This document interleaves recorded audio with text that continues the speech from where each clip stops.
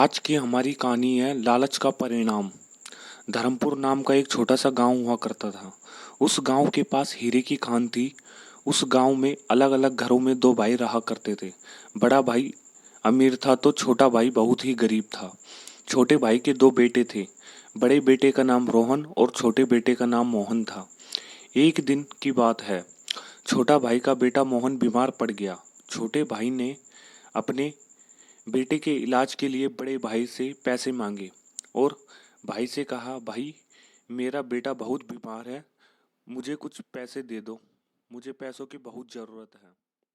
भाई ने सीधे तौर पर उसे पैसे देने से साफ मना कर दिया। छोटा भाई आंसुओं के साथ दुखी होकर अपने घर को लौट आया। उसी दिन रक्षाबंधन का त्योहार था। उसका बड़ा बेटा रोहन पतंग का पीछा करते करते हीरे की कान तक पहुंच गया। रोहन ने खदान की ओर देखा कि एक पत्थर पर पत्थर चमक रहा है। वह पत्थर लेकर रोहन घर आया और अपने पिता को पत्थर दिखाया। पत्थर देखकर उसके पिता ने कहा, बेटा यह पत्थर नहीं है बल्कि एक बड़ा सा हीरा है। हीरे को बेचकर उन्होंने बहुत पैसा कमाया और मोहन का इलाज भी करवाया। बचे हुए पैसों से व्यापार शुरू किया। उसमें बहुत लाभ हुआ, इसलिए वह छोटा भाई अपने बड़े भाई से भी अधिक अमीर हो गया। यह देखकर बड़े भाई को जलन होने लगी और एक दिन बड़ा भाई छोटे भाई के घर आया और सारी बात चुपके से सुन ली। अगले दिन बड़ा भाई खदान में पहुंचा और खुदाई करने लगा।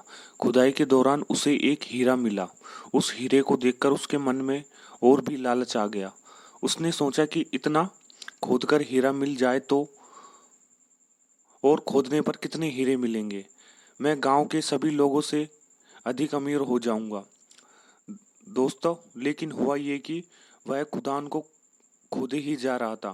खोदते खोदते एकदम से उसकी मिट्टी ढह गई और मिट्टी ढहने से वह दब गया और उस दबने से उसकी मौत हो गई। उसे अपनी करनी का फल मिल गया।